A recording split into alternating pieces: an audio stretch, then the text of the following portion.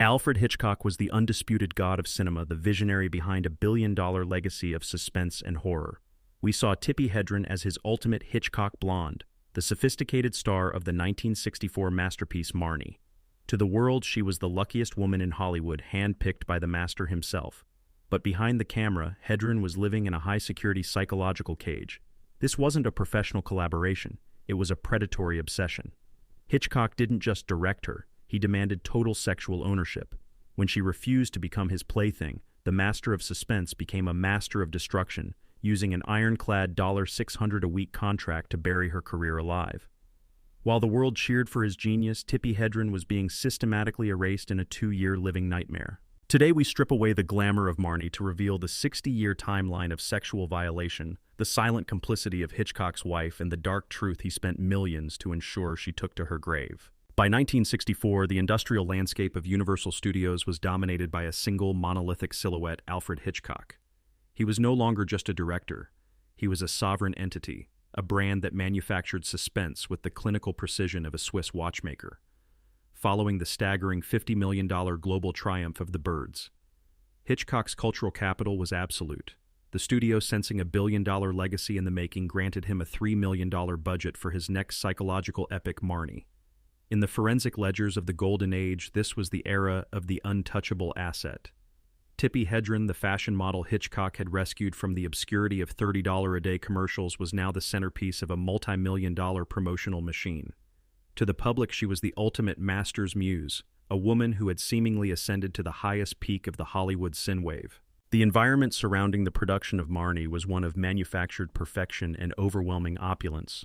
Hitchcock's obsession had evolved into a totalizing architectural project where every facet of Hedren's existence was curated to fulfill his cold blonde archetype.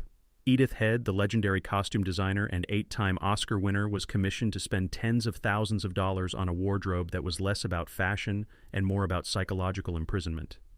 Every stitch on Hedren's back was a calculated move in Hitchcock's grand design. As Head later observed with professional detachment, every stitch on Tippi's back was designed to fulfill Hitchcock's vision of the perfect woman.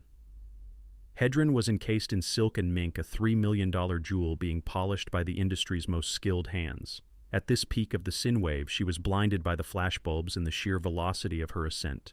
She was convinced she had found a sanctuary within the studio system, later reflecting on the deceptive nature of this period. "I thought I was living a fairy tale, the gowns, the attention, I was at the top of the world." The studio executives at Universal fueled this illusion with a global PR campaign that cost nearly as much as the production itself. They marketed Hedren as the successor to Grace Kelly, a standardized icon of sophistication. To the boardroom, she was the ultimate investment, a sentiment echoed by one high-ranking Universal executive who noted at the time, "Tippi Hedren is the studio's most valuable asset this year. She is untouchable." This was the peak of her market value, a moment where her face was a currency that could greenlight any project. To further elevate the film's prestige, Hitchcock cast the reigning king of masculinity, Sean Connery, who was fresh off the explosive success of the James Bond franchise. The pairing was a masterstroke of predatory marketing. Connery himself felt the weight of the production's massive expectations, stating that, "The buzz around Marnie was electric. We felt we were making history." However, beneath the $3 million veneer of high art, Hitchcock was conducting a far darker experiment. Omniscient analysis of the set reveals that the director viewed Hedren not as a collaborator but as a biological specimen. He had standardized her beauty to suit his private fantasies, a process he summarized with chilling clinical brevity. "She is the ultimate blonde, cold on the outside, fire on the inside." While Robert Burks, the cinematographer, worked to bathe Hedren in an ethereal high-definition glow, Hitchcock was working to social quarantine her. He established a bone-and-blood control over her daily life, monitoring her diet, her social circle, and her very thoughts. Hedren was a captive of the Technicolor dream, a woman whose market value was being used to buy her own psychological incarceration. The industry watched as Hitchcock's muse was transformed into a billionaire-dollar brand name, but few noticed the cracks forming in the foundation. The sin wave was at its highest point, fueled by a $3 million budget and a global obsession with the Hitchcock blonde. Tippi Hedren was the toast of Hollywood, the goddess of Universal, and the most valuable asset in the game. But as the cameras began to roll on Marnie, the fairy tale was shifting into a forensic case study of obsession. The gowns were becoming shackles. The fairy tale was becoming a contract of involuntary servitude. and the man who had built her throne was already preparing to dismantle it. The peak of the wave was about to break, and as the industry counted its projected receipts, Tippi Hedren was about to learn that in Hitchcock's world, the only thing more dangerous than being forgotten was being possessed.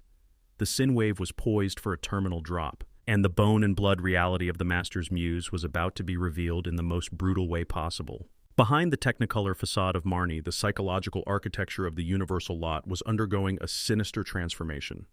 Alfred Hitchcock, the sovereign ruler of the studio, was no longer content with visual possession of his star. He demanded total biological submission. He had a secret door installed between his private office and Tippi Hedren's dressing room, a physical manifestation of his desire to bypass her autonomy at any moment. To the forensic observer, the set had ceased to be a creative environment and had become a high-security containment facility. Hitchcock employed a dedicated surveillance network, including private security and his assistant Jan Oxenberg, to monitor Hedren's every movement, phone call, and interaction. Every second of her life was being harvested as data for his growing obsession. This was the era of systemic stalking, where the industry's most valuable asset was being treated like a laboratory specimen under a microscope. The sin wave of Tippi Hedren's career hit a terminal drop-off in the back of a black studio limousine, a vehicle that was supposed to be a symbol of her prestige, but functioned as a mobile interrogation chamber. It was here that the master's muse finally met the master's predation.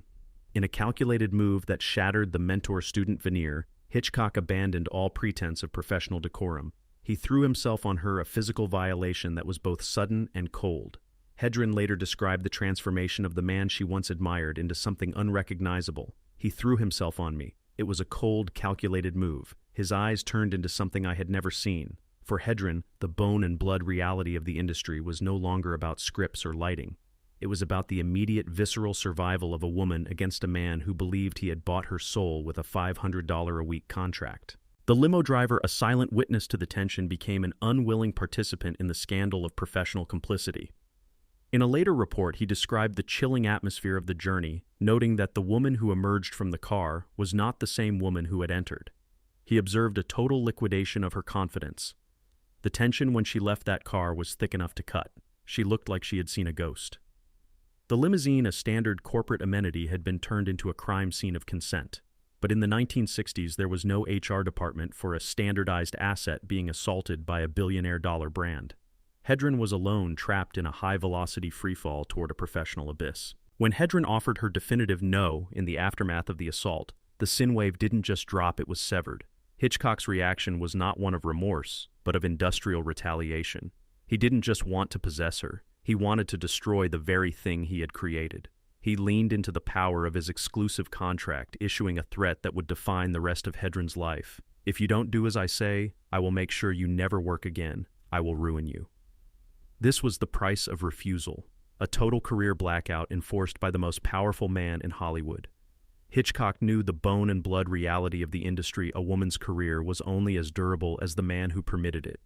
By refusing to comply with his biological demands, Hedren had effectively signed her own professional death warrant. The atmosphere on this set of Marnie shifted from opulence to psychological warfare. Hitchcock began a regime of psychological stalking, a tactic designed to break her spirit through constant, unblinking observation.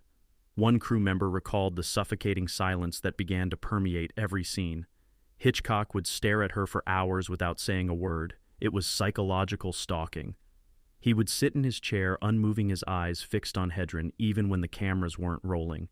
He wanted her to feel the weight of his gaze in every corner of the studio. He wanted her to understand that she was no longer an actress in a billion-dollar film. She was a captive in a $3 million cage. For Tippi Hedren, the fairy tale had been completely incinerated. She was a single mother with zero financial fallback, trapped in a contract that paid her for her silence, while Hitchcock prepared to execute her career. She realized that the muse was a label used to soften the reality of being hunted. In a moment of bone-chilling clarity, she understood her new status in the Hitchcock hierarchy. I realized then that I wasn't his actress, I was his prey. The industry watched as the sin wave bottomed out. The studio executives, aware of the friction but blinded by the projected receipts of Marnie, chose to look the other way. They viewed the assault as an eccentricity of a genius, and the ruin of a woman as a regrettable yet necessary production cost. The limo secret was the pivot point where the golden age of Hollywood revealed its most jagged, predatory edge. Tippi Hedren had stood her ground, but the bone and blood cost was staggering. She was no longer walking toward the light of fame. She was being dragged into the dark, obsessive shadows of a man who would rather bury her than see her free.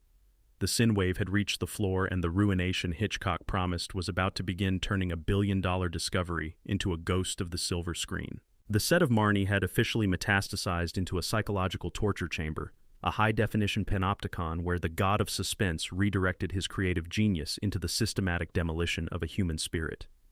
Alfred Hitchcock, stung by the definitive rejection of his biological demands, began a regime of public humiliation that was both clinical and cruel. He no longer viewed Tippi Hedren as a leading lady. She was a depreciating asset he intended to run into the ground. In front of hundreds of cast and crew members, Hitchcock would belittle her performance, nitpicking her movements with a cold investigative fury. One set designer who witnessed these professional autopsies recalled the haunting atmosphere of the lot, observing that the energy had shifted from a film production to an execution. We saw the look in his eyes. He wanted to destroy her because he couldn't have her. The bone and blood reality of this psychological warfare was most visible in the repetitive filming of sensitive and traumatic scenes. Hitchcock would force Hedren to perform physically and emotionally draining takes dozens of times without a legitimate cinematic reason, purely to witness her exhaustion. This was a standardized violation of her professional dignity. While the studio executives at Universal watched the reports of mounting tension, they remained silent, prioritizing the billion-dollar legacy of their most profitable director over the survival of his star. To the boardroom, the reports of a woman's psychological collapse were simply white noise compared to the projected box office receipts. They were the silent architects of her prison accountants of trauma who ensured the machinery of the set kept grinding forward. The most chilling manifestation of Hitchcock's obsession, however, extended beyond the studio gates and into the nursery of a child. In an act of predatory psychological intimidation that has become one of the darkest footnotes in Hollywood history, Hitchcock sent a gift to Tippi's 6-year-old daughter, Melanie Griffith. The box contained a bespoke doll, a miniature hyper-realistic replica of Tippi Hedren, dressed in her iconic green suit from The Birds. But the horror lay in the presentation. The doll was placed inside a tiny pine coffin. To a child, it was a toy. To Hedren, it was a forensic threat, a morbid reminder that Hitchcock believed he possessed her even in death. Hedren later described the moment she realized the depth of the monster she was dealing with. "He sent my daughter a doll of me in a miniature coffin. That's when I knew he wasn't just a director, he was a monster." This was the era of complicit silence, where the surrounding network of enablers provided the social lubrication for Hitchcock's worst impulses. Alma Reville, the woman behind the legend, occupied a tragic position in this forensic puzzle. As a wife who had witnessed decades of her husband's obsessive grooming of Hitchcock blondes, her silence was a structural requirement for his genius. In a rare, quiet moment of unvarnished humanity, Alma reportedly approached Tippi on set offering a whispered apology that acknowledged the crime but offered no reprieve. Alma's confession was a window into the bone and blood cost of being married to a predator. "I'm so sorry you have to go through this, Tippi." It was a singular admission of a tragedy that she, as a silent partner, was unwilling or unable to stop. The sin wave of Tippi Hedren's life was now flatlining in a valley of enforced misery. Every day on the lot was a tactical exercise in survival. Hitchcock had weaponized his prestige to ensure that no one, not even her fellow actors or the union representatives, would intervene. He had created a vacuum of accountability. The professional analysis of this period reveals a woman who was being liquidated in real time. Her face was still on the posters, but her spirit was being professionally cremated in front of a live audience. The industry's standardized abandonment of Hedren during the Marnie production remains a definitive indictment of the studio era. They had taken a fashion model and turned her into a billion-dollar discovery, only to watch as she was psychologically shredded for the sake of a master's ego. The tears of this chapter were not just shed in private. They were captured in high-definition 35mm, bathed in the perfect lighting of a cinematographer who was paid to ignore the screams.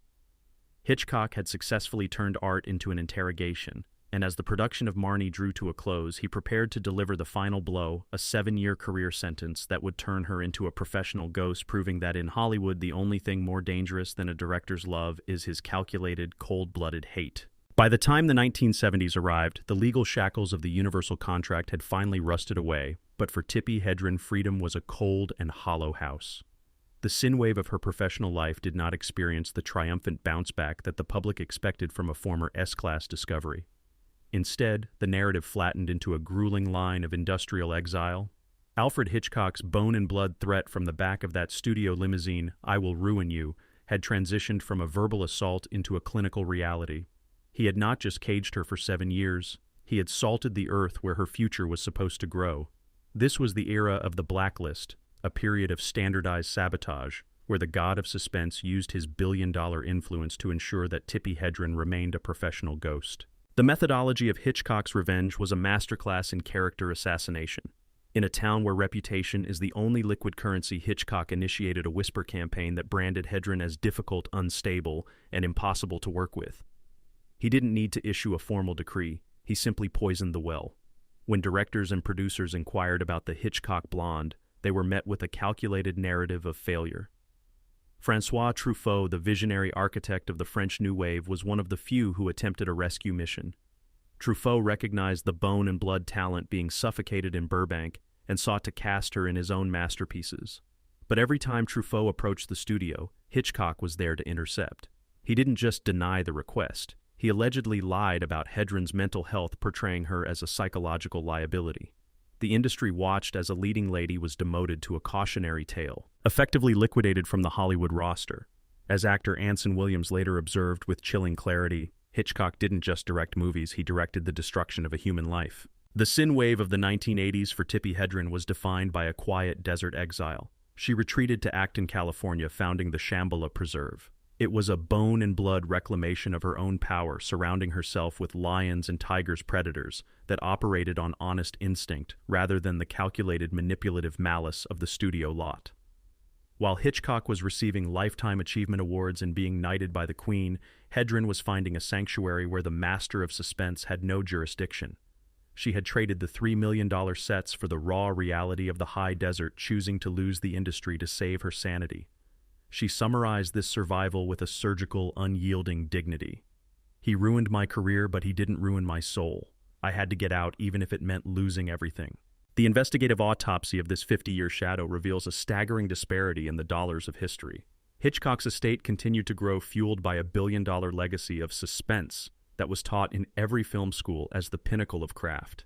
Meanwhile, Hedren's career remained frozen for nearly 20 years, a total loss of earnings and creative output that can only be measured in the tens of millions of dollars.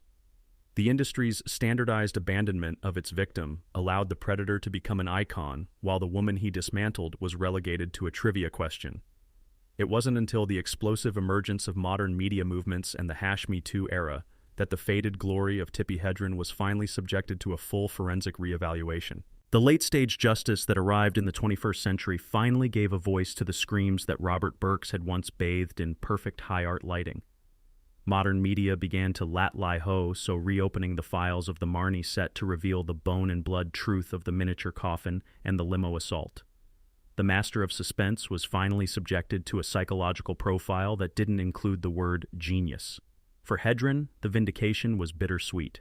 The industry that had once participated in her complicit silence was now rushing to crown her as a pioneer of survival, but the youth and the billion-dollar career Hitchcock had incinerated were gone forever. As the sin wave of this investigation reaches its final plateau, we are left with the cold accounting of a stolen empire.